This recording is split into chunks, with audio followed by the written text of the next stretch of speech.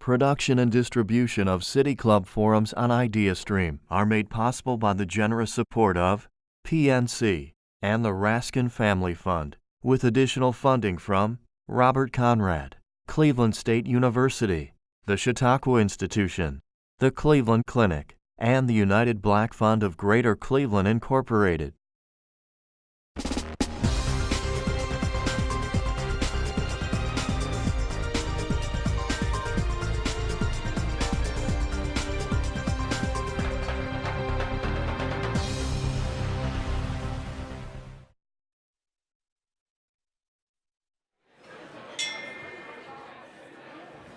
Good afternoon, everyone. And welcome to the City Club of Cleveland. My name is Stephanie Hicks Thompson, and I am the Marketing and Communications Officer with the Cleveland Foundation. I am pleased to introduce today's speaker, the first in the For the Love of Cleveland, The Power of Place series, Erin Barnes, co-founder and executive director of ioby. This is the second year the Cleveland Foundation is the presenting sponsor of the City Club's For the Love of Cleveland series. Last year, we convened in Public Square for a 6-part series on the building blocks of neighborhood development, which culminated in Common Ground, a countywide day of community conversation. This year, Common Ground returns on June 24th. Throughout the day, people will gather in Cuyahoga, Lake, and Geauga counties to share a meal and a conversation based around the question, why does place matter? On that day, and here today with Ms. Barnes, we will discuss the places we use, the impact they have on our lives, and the people who work to build them. The Cleveland Foundation is thrilled to support this forum and hear from Ms. Barnes today as ioby, in partnership with local community building partner Neighborhood Connections, are integrating this model into this year's Common Ground program. This partnership will provide funding opportunities and match funds for project ideas that emerged from the Common Ground conversations on June 24th. We are invigorated by the support that the ioby and Neighborhood Connections teams, many of whom are here today, will lend us to help residents translate great ideas about place into on-the-ground results. Today's conversation provides the framework for the next several weeks, from which we took inspiration from urbanist and activist Jane Jacobs, whose work has roots in Cleveland through a grant provided to her in 1958 by the Rockefeller Foundation. One of her most famous quotes is this: "Cities have the capability of providing something for everybody only because and only when they are created by everybody."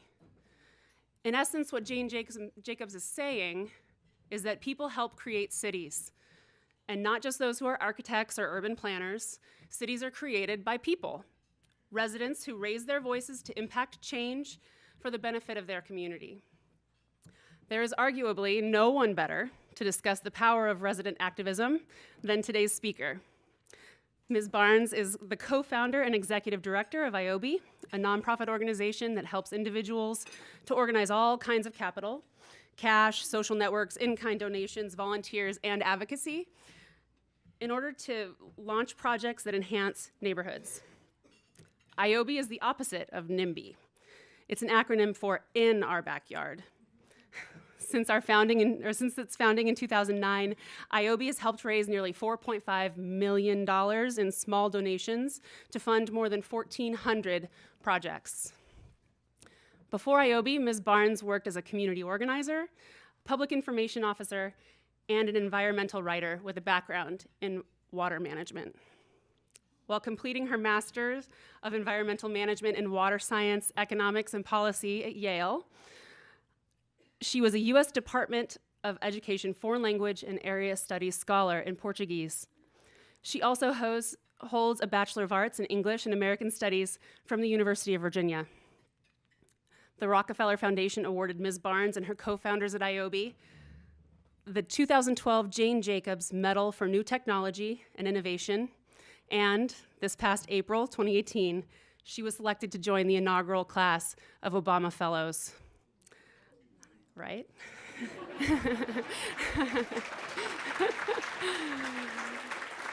Ladies and gentlemen, members and the friends of City Club of Cleveland, please join me in welcoming Ms. Erin Barnes. Thank you. Awesome. Oh my gosh, I am so happy to be here. Thank you guys so much for having me here in Cleveland. I am just delighted to be here, and I'm so honored to be in this historic place. Let me see. So I'm going to tell a little bit of a different story than I usually tell, and I really appreciate a lot of people in this room for giving me the courage to tell this story right now. When I was a kid, my mom would leave my brother and I home alone after school while she would run errands. We'd grab some snacks and park ourselves in front of the television until she came back and it was time to do homework and get ready for dinner. One day when I was 12 or 13, my mom was out and I was eating goldfish and drinking Dr. Pepper in front of the TV when the doorbell rang.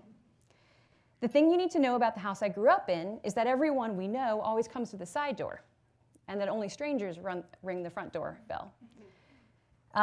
We open that door so infrequently that it sticks and it's hard to open. And that's the side of the house where all the trees are, and so that covers the street the most. And so the bricks are always really cold on your feet when you step out onto that porch. So when I went to the front door, I knew I was going to talk to people I didn't know, and I knew I would be uncomfortable because the door is hard to open and because it's cold out there. And I opened the door to find an African-American couple standing on the stoop, a man and a woman. And from their body language, I could tell that they were a couple, that they were married. And at the time, I was 12 or 13, I thought they were pretty old.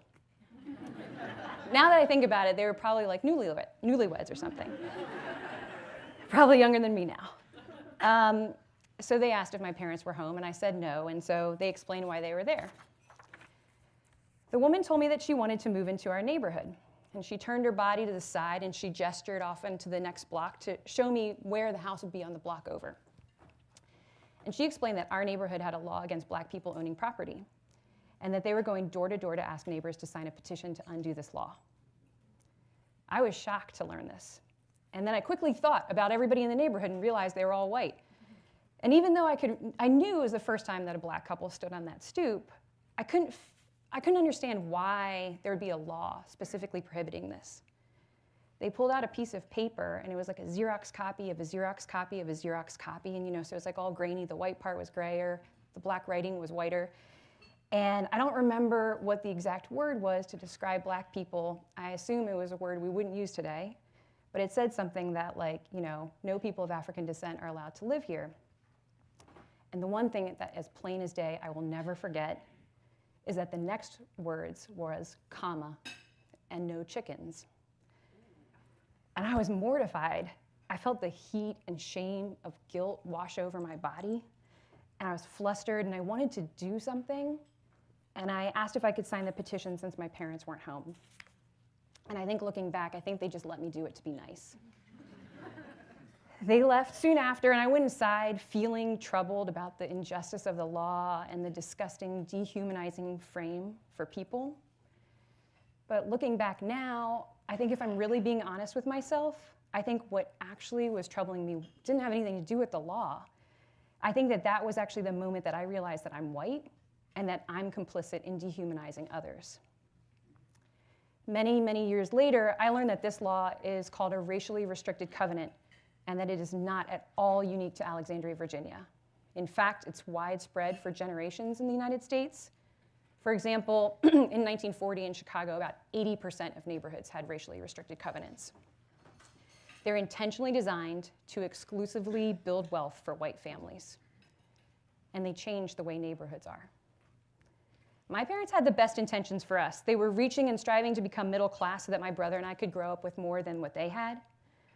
I don't think that they knew that there was a racially restricted covenant. I think that they just wanted to live in the best neighborhood with the best house that they could possibly afford. And our neighborhood is exactly what people think of when you think of a nice neighborhood. The houses are pretty big, there's front lawns and back lawns, and there's nice trees, every house has a driveway. The lawns are all tidy and the grass is kept short, and there's big trees up and down every street. To me, I think there's some sadness in the neighborhood. It's always very quiet, you rarely see anybody outside, and if people are outside their homes, it's most likely that they're in the backyard. It's too far to walk to a grocery store, it's too far to walk to go shopping or do something fun. You have to drive to church. There's a little playground for kids, but once you grow out the swing set, there's really nothing for teenagers to do to grow up there. I don't want you to get me wrong. I love the neighbors that I grew up with there. In fact, some people on that block are still some of the most important people in my life. But I think that we traded in some important and meaningful parts of life to live in that neighborhood. Walkability, play, access to local stores. I think we also missed out growing up in a diverse community.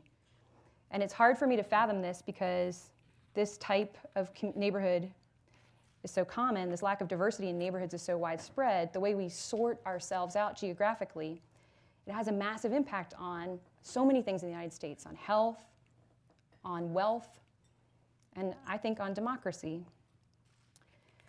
This is the first time I've ever shared this story. And I wanted to share it with you today because I learned 3 really important things reflecting on this moment in my life. First, I was thinking about what makes a neighborhood great.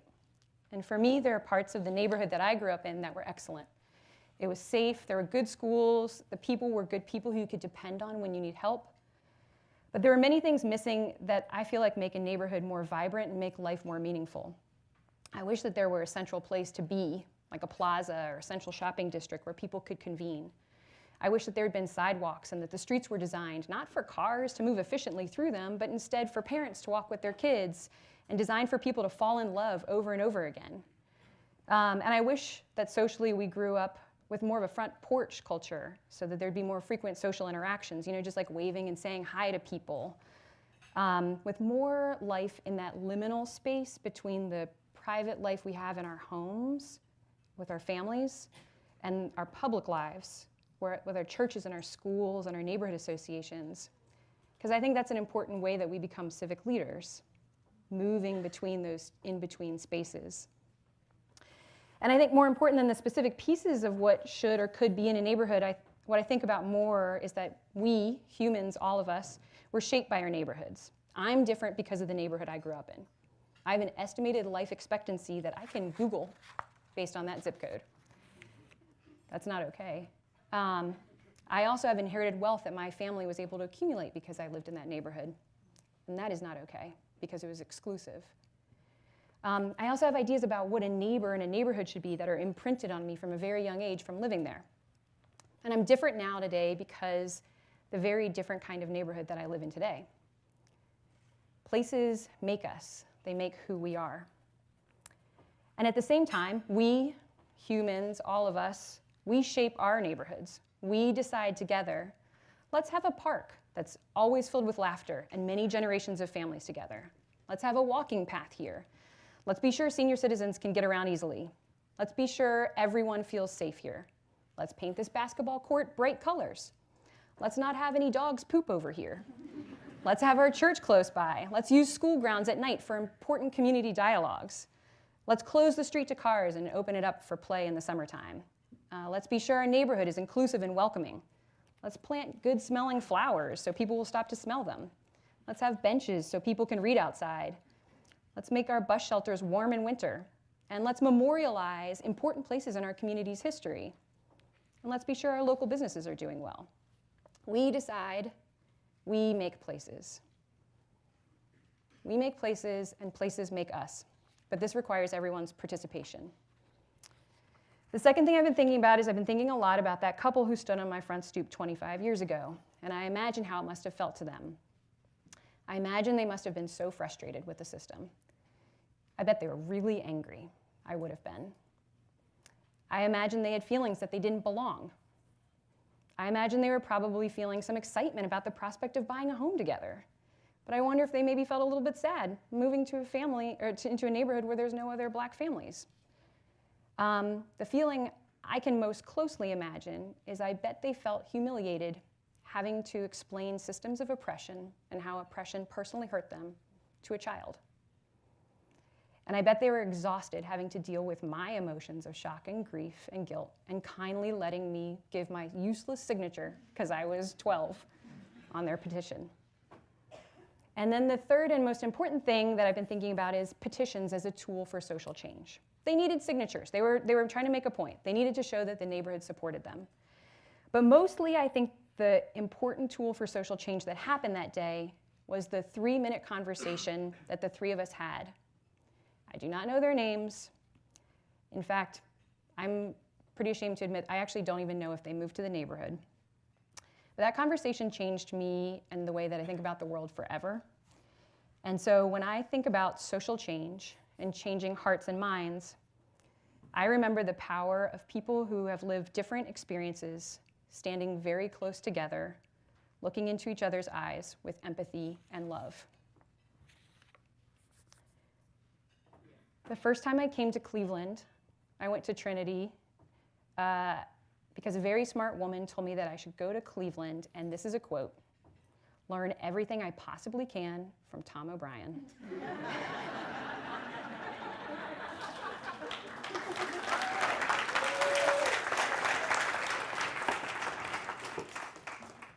Neighborhood Connections was hosting like a Neighbor Up network night at Trinity, and one of the first people who really stood out to me was Gwen Garth. She knew everybody in the room. I watched her make her way around the room. She didn't say hi to me. I'm not important. She knew I was from out of town. She had a short, meaningful check-in with every single person in the room, literally every single person. And so I knew she was one of the most important leaders in Cleveland. I learned a lot on that first trip to Cleveland. Tom sat me down, gave me like a good 3-hour lecture. It was a good 101. I learned about community organizing, the history of that here, community building in a totally new framework. And I was able to witness the important act of regular, sustained civic interactions. Network nights and Neighbor Up, I think, is one of the best models for strengthening civic life. And just like a muscle, without exercise, our ability to be great civic leaders gets weaker. Neighborhood Connections, Neighbor Up, I think this is one of the best models for flexing our civic muscles that I've ever witnessed. And there's one really important part here. Unlike going to the gym, which I think can be sometimes difficult to do, I think Neighborhood Connections, what they do is actually fun. And that makes civic exercise much, much easier. So knowing all of this about your extraordinary city, I was so honored to be able to work with Tom and Neighborhood Connections and Evelyn, my board member, and Cleveland Neighborhood Progress, and with the St. Luke's Foundation, and soon after that, the Gund Foundation, and also the Cleveland Foundation, and the great Nelson Beckford to bring ioby to Cleveland 2 years ago. So, like you heard, ioby is interested in changing the way that decisions are made for neighborhoods by putting residents at the center of decision making. With ioby, anyone can start a project to make positive change in their neighborhood. You can raise the funding you need through ioby's crowdfunding platform at ioby.org. And our team, like Indigo Bishop here in Cleveland, literally right there, she can also support you in project development and implementation support if you need it. A lot of Clevelanders have used ioby already for projects that I find incredibly inspiring. There's countless projects. But I'd like to tell you about one of my favorites. It's called A Bridge That Bridges, and it's led by Gwen, of course, and Kayla Geschke. How many people here know about A Bridge That Bridges? All right, cool. So I don't have to really tell this story too much. Maybe other people can help me out in telling it too. I think that this project is one of the most powerful ways that places make us and we make places. In a lot of US cities, highways have cut through neighborhoods, cut them in half, displaced stable communities, because the federal government prioritized speed and access for people commuting to work by car over the importance of strong, stable neighborhoods. So I think what happened here in Cleveland also happened in Akron, in Detroit, Memphis, Washington, D.C., Atlanta, Baltimore, I think probably everywhere.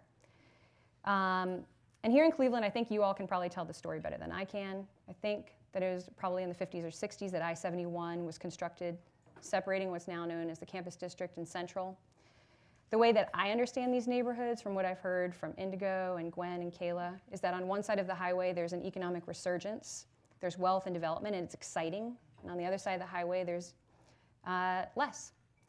I don't live here, so I'm not going to pretend like I know the nuances of these neighborhoods, but I can imagine if it's like a lot of places in the US, there's probably a predominantly black neighborhood that has a lot of the statistics that you would typically hear people talk about when they talk about deficits of a neighborhood. And I bet on the other side, there's more white people, and there's more wealth and opportunity and amenities. So the story of this highway is specific to Cleveland, but I think it's also a story you can find anywhere else. But what you will not find anywhere else is Gwen. So I know, because I Googled it, I know that Cleveland was founded after a man named Cleveland, but let's just pretend for 1 second that it wasn't. Let's pretend that it's actually just 2 words, cleave and land. I heard that y'all call Cleveland the land sometimes. I want to talk about the word cleave. It's actually one of my favorite words because it has two meanings that are the exact opposite of each other. The first meaning of cleave is to separate and to pull apart. And it strikes me that that's what the highway did to this neighborhood. It separated and pulled apart the land, and it separated people and pulled apart communities. But this is the thing about the word cleave. It also means to bring together. The exact opposite. And it strikes me that this is what Gwen and Kayla did with A Bridge That Bridges. They cleaved. They brought back together the land. They brought back together communities. Okay, so what did they do? I think it's actually brilliant in its simplicity, and I think anybody can do something just like this. Gwen and Kayla wanted to have a community conversation about the history of race and racism and how it affects these neighborhoods. They wanted to talk about how policies like the Federal Highway Act, created by people, made the places that we live in and the places that make us. I don't know if you agree with me, but I think talking about racism is really scary. And so Gwen and Kayla used a tool called Make Art Talk Race. They invited everyone to be a part of it.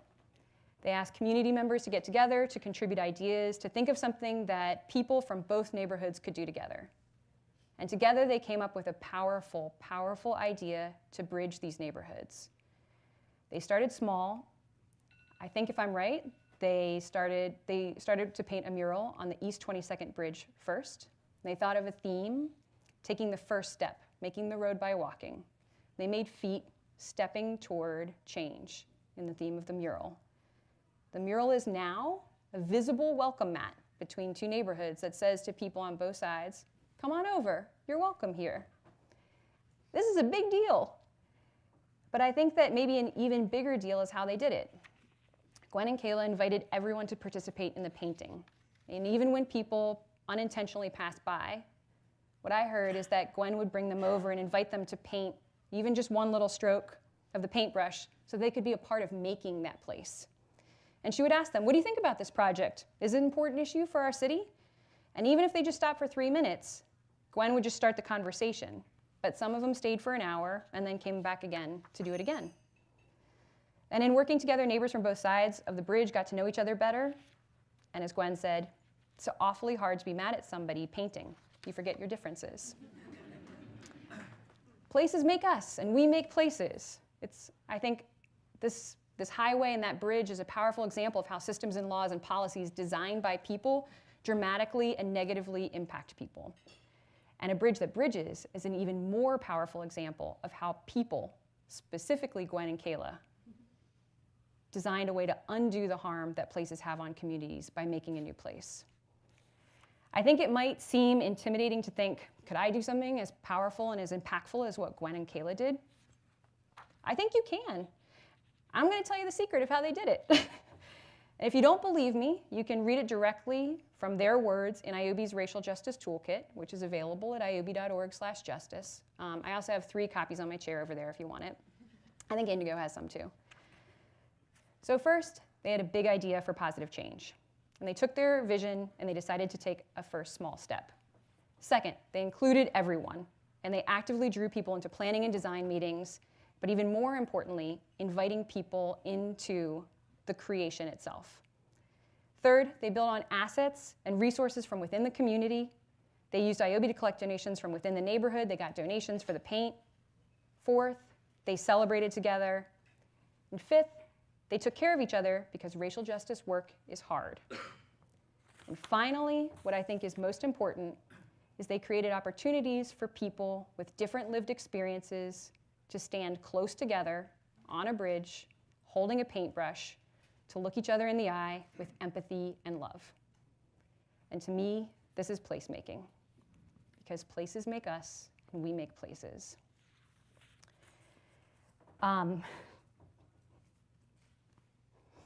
This week I had a huge honor and privilege of beginning the first week of the inaugural class of the Obama Fellows in Chicago.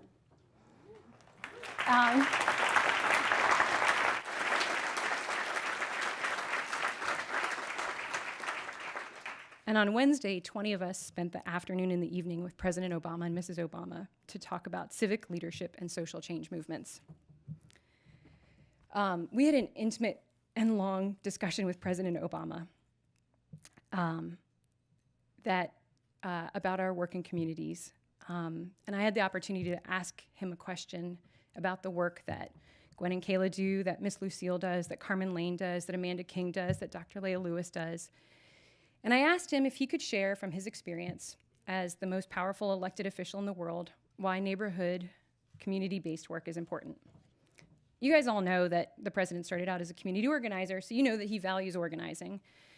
So I wanted to share with you not his exact words, because I couldn't write them down fast enough, but a summary. President Obama spoke about the legacy systems that we inherit, the structures of power in place, the cultural norms and thousands of years of economic forces that are disrupting and dislodging communities and that make people afraid. And he spoke about how taking the risk and doing something different and how hard that is. It's so much easier to just do what's already been done. But he said it's important to take the risk. And he also said that it's going to be hard. And it's supposed to be hard because it's social change. It's hard. And so he said to be ready for that. And then he spoke to what all of us here already know.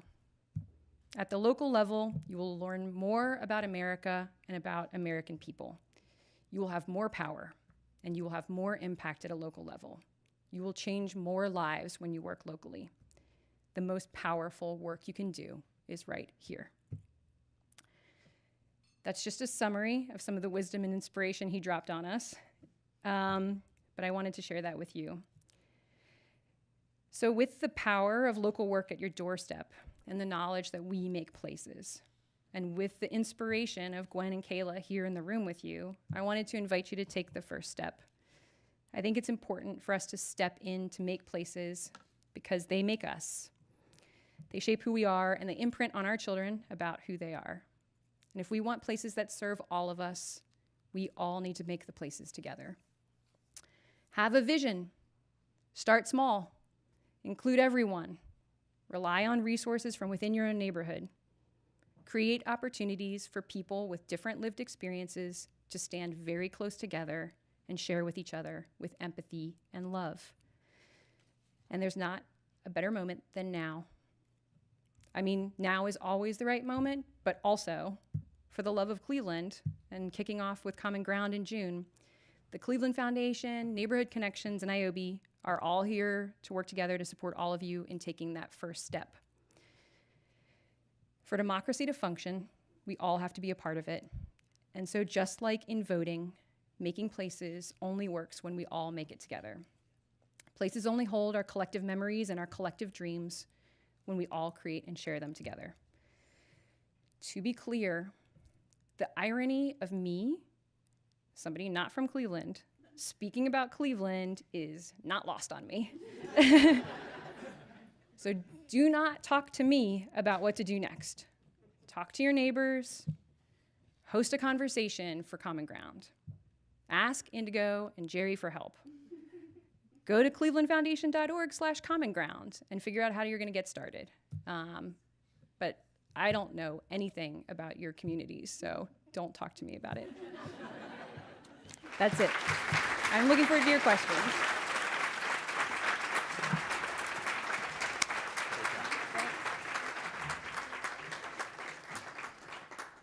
They are going to talk to you about it, because that's the Q&A. That's what comes next. Holding our microphones today, our content coordinator, Bliss Davis, and our City Club Youth Forum Council Chair, Tiolu Orsanya. May we have our first question, please? Somebody's got to have it. Oh, here we are. Merle, go ahead. Good afternoon. I'm so glad you're here. My name is Merle Johnson, and I am on the State Board of Education, and I really admire the work that you're talking about. Whitney Young students in Cleveland, the Cleveland schools, showed us recently what democracy looks like. The plan was Whitney Young is a gifted school for gifted students, and our rebuilding plan in Cleveland schools was to split them up and to merge them into schools with other Cleveland students, and they weren't having it. So they peacefully protested. Their councilman chartered a bus. They went downtown. They met with the CEO of the Cleveland School District, and they were actually able to change his mind. And he decided that he would do an annex to the building, and so they would stay together. And that was really a powerful example of young people organizing for change. So my question to you is, how do we keep the student voice, the young people's voices, from being overlooked, which is so often happens when we're talking about organizing for change in the communities? That's a great question. Thank you so much for telling me that story. I didn't know that. That's amazing. You know, I actually don't know if I know the answer to that. I think that when we can all like step back and make space, more people have a voice. I think that once people have power and people listen to them, it's harder for them to make space for others. So maybe it's just all of our responsibility as adults to just step back and give younger people a bigger voice and a bigger opportunity. But I don't know, I suppose Tom O'Brien probably has the answer. That's what people have been telling me for a really long time.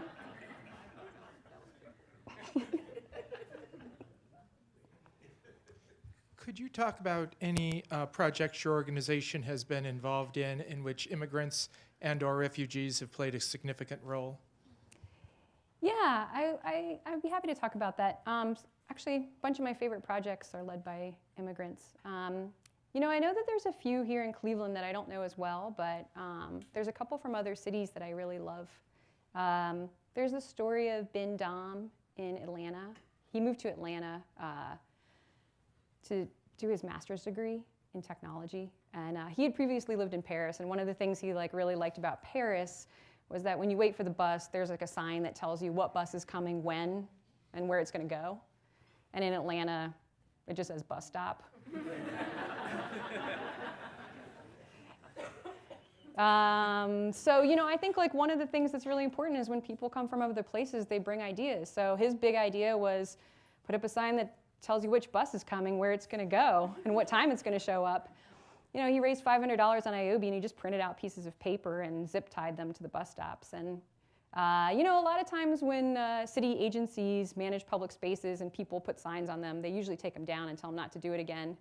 The Transit Authority in Atlanta actually just decided that what Ben Dom was doing was so rad that they were going to make a volunteer army and let him lead it. And then there was like a bunch of people who got very passionate about printing out pieces of paper with bus schedules on them and zip tying them around the city. And you know what I think is really cool about that story is that this like weird volunteer army of passionate bus sign makers,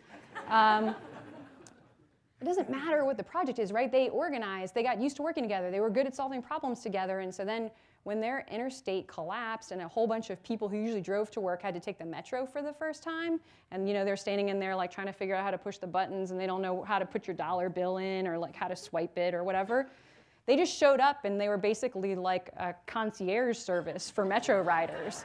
They were already organized. So I think that's pretty cool. That's one of my favorite stories, but there's a bunch. Hi, welcome to Cleveland. Let me ask, I didn't catch what city you're from. Alexandria, Virginia. How long did it take before the restrictive covenants were removed? And what fed your passion for what you're doing now? Where'd you go to college? What happened to make you continue with that work? It's a great question. So one of the things I'm embarrassed about is that I have no idea if that covenant is still in place in my old neighborhood. I don't know if that couple moved in. It was the kind of neighborhood where people didn't really care much about like what happened. So I don't know. And you know, I think like a lot of people, everything that you do just happens like day by day and step by step. So like, I just happened to go on and do the next thing. You know, I went to college and learned about regular stuff, and then just kept doing a little bit of work here and there. I started doing community organizing. I left for a little while, started doing some other things, worked in magazines, and I think little by little you just decide that you're going to do something a little bit bigger. It's a pretty simple story. There's not much there. sorry to disappoint you. Hi. I have a question as far as like tactics and strategies that you use as far as helping break through people's silos. You know, if you go down the street of any neighborhood, you know, one house is a big sports fan, and the next house is Puerto Rican. You know, their household revolves around their church, and the next house is a totally different direction. Is there something that you guys have found as a way to help gather those things together? Yeah, you know, people are really different from each other, and everybody cares about different things. Like, for instance, I really don't know anything about sports, and I really just can't talk about sports at all. Indigo really loves sports. She is always trying to explain it to me. But, you know, I think that there's just like a few things that like all humans have in common. And I think that's just love, loss, and belonging. Every single person in this room has experienced those things. And so I think like when you start with your heart, it's pretty easy to talk to other people about anything. I think I could even relate it to like losing a sports game of some kind. But I'm not really sure exactly how that works. But yeah, I mean, I think just like I think it's just all about just like showing up as our authentic selves and just like bringing your lived experience and just starting the conversation.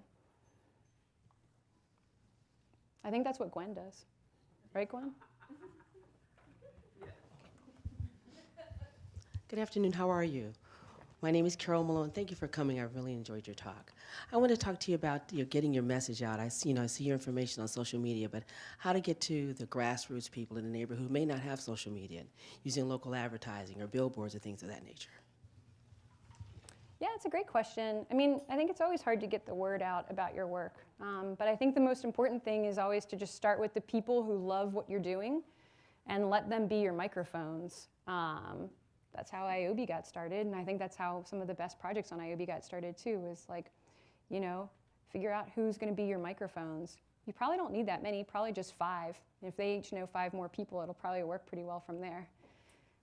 Social media is important, but it's a powerful tool that doesn't have any biases, so it can amplify something really positive and it can amplify something really negative equally.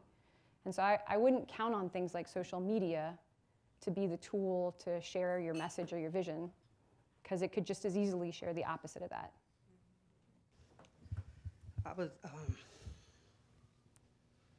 debating whether to say this or not. It's not a question, it's a comment, because I'm a crier too. Oh,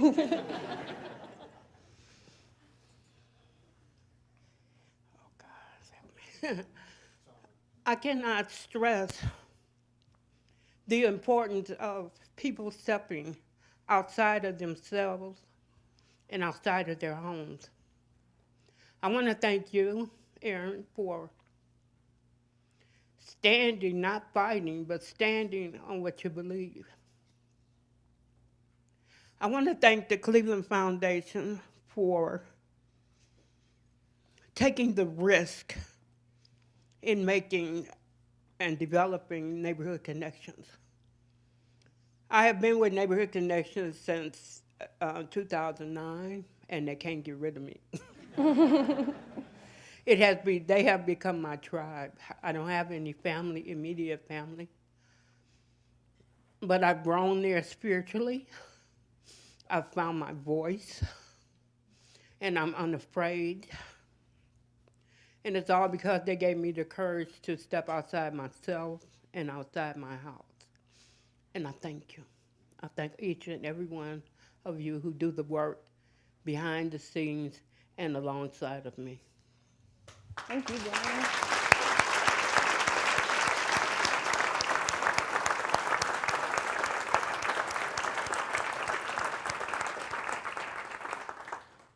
You guys just all want to just go home and cry for a little while?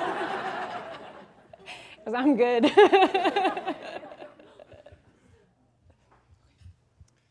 Thank you so much. I'll try not to cry either.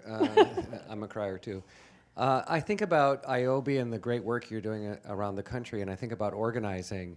And often they're both mistook with the concept of trying to solve a problem or fix an issue versus building relationships and building community. Can you talk about how ioby builds community and relationships through the ioby process? Well, I mean, you just basically said it, right? Like it's just a process. ioby actually has nothing to do with it at all.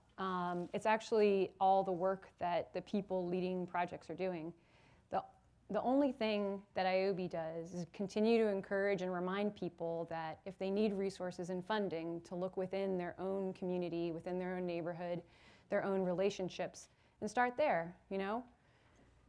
When you need funding for your work, start with the people who love you the most and who are going to blindly give to you and sort of not really understand exactly what it is that you're trying to do, but you know, you grew up with them, or it's your mom or your brother, and they don't really have any choice but to give to you. Start with them. And then find your amplifiers, find your microphones, and start with them, and just build resources from within. And so ioby doesn't do anything to build relationships. The relationships all come from the person who decided that they're going to step up and lead something in that uncomfortable space between their private lives and their public lives and make a stronger civic fabric for the city. And that's all it is.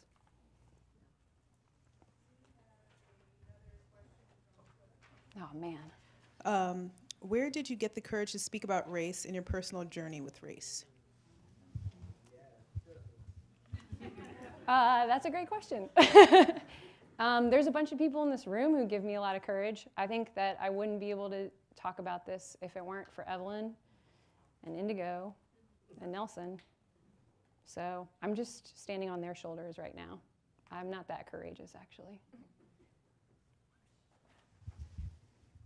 So thanks for getting back on the stage. Some people in the back couldn't see you, but that's okay. I wanted to ask you to talk about what the Obama Foundation is up to. I know that your engagement with them is recent, but it sounds like it's very meaningful. And so if you could talk a little bit about what they're up to, how it intersects with your work, and what your cohort looks like, and what it means to be an Obama Foundation Fellow, I think I'd be interested to hear that. I don't know about anybody else. Sure. I think probably the most important thing that I heard all week long from everybody at the Obama Foundation, including from President Obama and from Mrs. Obama, is that me and the other 19 people are not important. We are not that special. We are not brilliant. They told us that a lot. And we didn't get here because of our hard work. And they made it extremely clear that we are just temporarily holding this space the same way that they did. And they see themselves as a pebble in a lake that has little ripples around it. And they wanted to make 20 more. And then they're going to make 20 more after that. And they just want a whole bunch of ripples so that all the ripples come together and make a wave. So I had a conversation with President Obama the other night, and it's a little bit of pressure. He told me he really, really wanted to see ioby successful because he really felt like everybody who leads ioby campaigns is another pebble. And he wants to see more and more waves. And he asked me to keep doing this and show up because he wants there to be a lot more pebbles. So that's, I think, one of the big things. That's what the Obama Fellowship is for. There's also a couple other programs that the Obama Foundation is launching. There's one for young people just to do some community action training. There's a 6-month fellowship for people between the ages of 18 to 25. There's an international program specifically on African civic leaders that I think is really cool that I didn't get a chance to learn enough about. So there's a whole bunch of work that the Obama Foundation is doing because President Obama and Mrs. Obama just want there to be more people taking that super scary, terrifying, very hard, tiny step and to be a little pebble.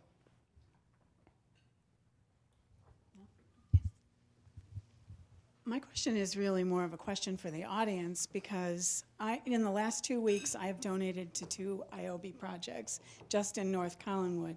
So are there other people here who are getting solicited by their neighbors to contribute to community endeavors?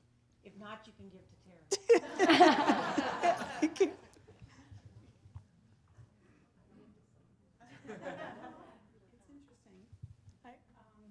There's a person in my community who dropped this term called placemaking in my email box in the last year, and she's actually the one who I think is starting the ripples in at least our little corner of the world. So it works. That's awesome. I love that. All right, we have a question from Facebook this time. Local nonprofit Bike Cleveland registered and got ioby support, giving bikes, helmets, and safety education for refugees. They may have more great ideas. Is there a limit for groups or regional areas on the number of projects ioby will support for a group or region? That's a great question. There's no limit. Keep doing it. Make more change. This is awesome. That is a great project. I love that project, the Cleveland Bike Refugee Project. Yeah, no limit at all. I'm somewhat confused. Nothing unusual about that. NIMBY is not in my backyard. ioby is in our backyard. NIMBY groups usually arise in opposition to placing a low-income housing or subsidized housing or a halfway house in areas that, let's just say, are not accustomed to receiving such structures. How successful have you been in organizing ioby groups to support that kind of movement that otherwise would be knocked down by the residents of the community? That's a good question. That's a good question. You know, ioby is really just a tool for other people to use. I think there's a phrase from Adrienne Marie Brown, which is basically like what you give attention to grows. And ioby is interested in focusing on resident-led positive change. And so if there's residents who want to speak up and support that, they can use ioby as a tool to help them get there. But it's really a tool that's just for other people who have power to use. We don't organize people to a specific thing. So if that ever happens, if people ever, spoke up and said that they, would welcome affordable housing in their community and ioby could be useful to them, then that would be fantastic. But our founding principle is that residents know what's best for their communities, and so I'm definitely not going to pretend like I know the specific nuances of any other neighborhood and say whether or not there should be some kind of housing here or there. So if the residents want it, we would support it, and that's about it. I'm sorry, I know that's probably not a very satisfying answer.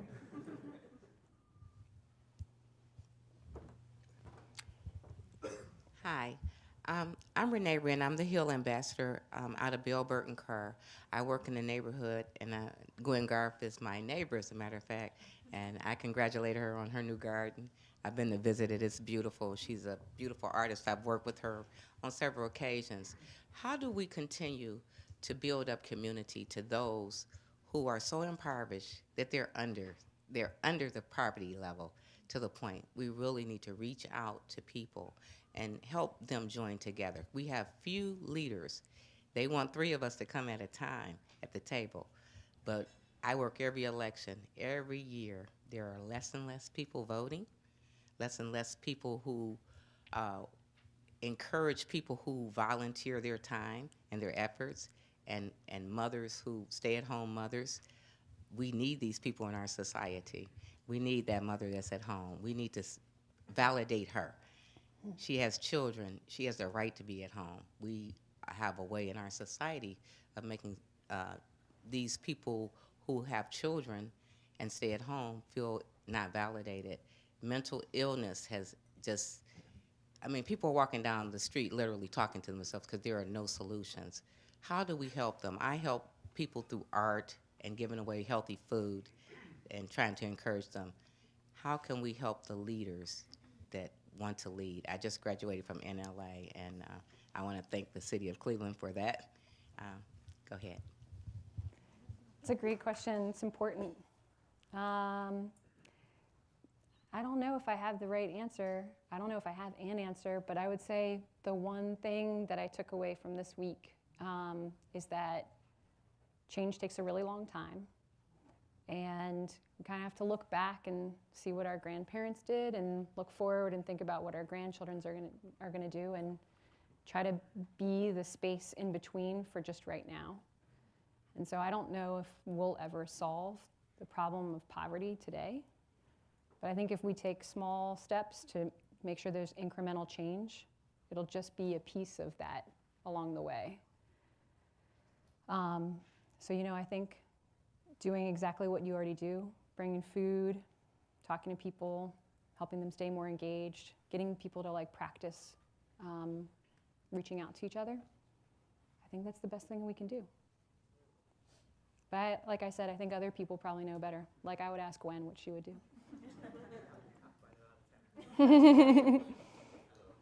My name is Kwame Botre. I'm a graduate student at Case Western, the Mandel School, to be specific. My question is out of my love for Cleveland, and I want to thank you personally for the good work that you are doing and the good work that ioby is doing. So my question is, I'm curious, how often do immigrants or people who are in cities like Cleveland for school like myself, how often do you find them leading projects in ioby? And also, how can cities make their cities more accommodating to people who are immigrants and not permanent residents of the country who want to engage in the change process? How can we better make them engaged, and how can we help them lead some of this, and how can you also help us to take leadership on some of these things? Thank you. Yeah, that's a great question. I mean, I think immigrants are probably one of the most important parts of the United States, and I think there's an incredible, incredible number of projects that are led by immigrants on ioby. I'll tell another story just for fun. So there's this great project in Memphis, Tennessee. It's led by a Mexican-American woman named Yancy Villa-Calvo.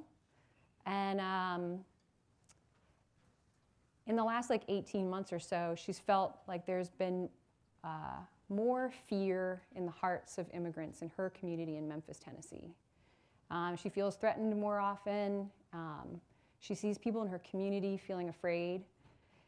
And, you know, actually, this project is very similar to Gwen's, because I think with issues like racism, and I think things like ways that people feel afraid, especially the way immigrants feel afraid, it's hard to have that conversation straight on. And so I think a lot of people try to go at it slant, right? And I think one of the ways to do that is to use art. So Yancy didn't call it Make Art Talk Race, but she basically did Make Art Talk Race. And so what she did is she had this vision. She wanted to talk about barriers and fences.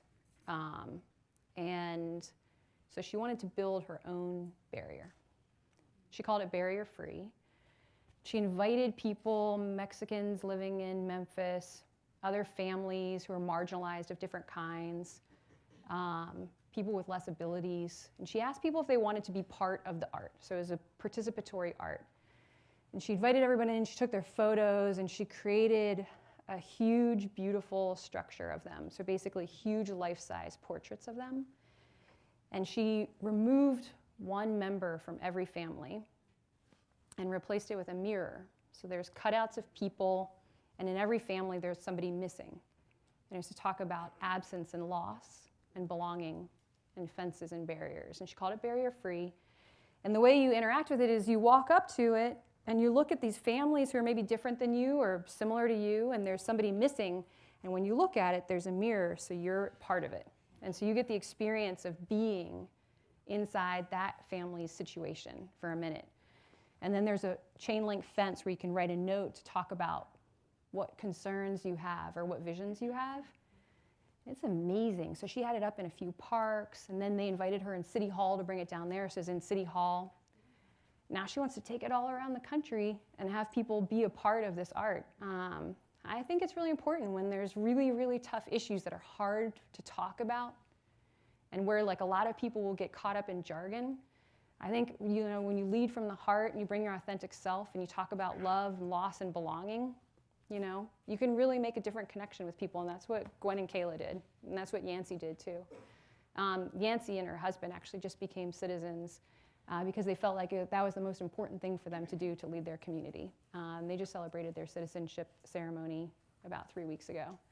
I know that they're going to be amazing new Americans. Thank you. Awesome. Great job.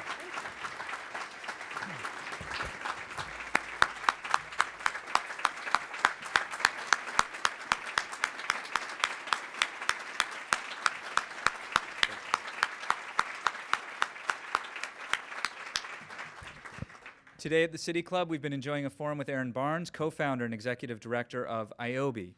Our forum today is the first in our For the Love of Cleveland, The Power of Place series, presented by the Cleveland Foundation with additional support from the Northeast Ohio Regional Sewer District and PNC. We have representatives from all three organizations with us today, and we thank you very much for your support of City Club programming. That brings us to the end of our forum today. Thank you very much, Ms. Barnes. Thank you, ladies and gentlemen. Our forum is adjourned.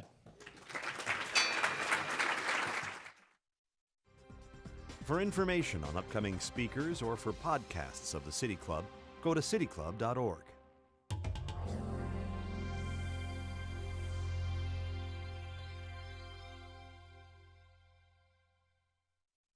Production and distribution of City Club forums on IdeaStream are made possible by the generous support of PNC and the Raskin Family Fund, with additional funding from Robert Conrad, Cleveland State University, the Chautauqua Institution, the Cleveland Clinic, and the United Black Fund of Greater Cleveland Incorporated.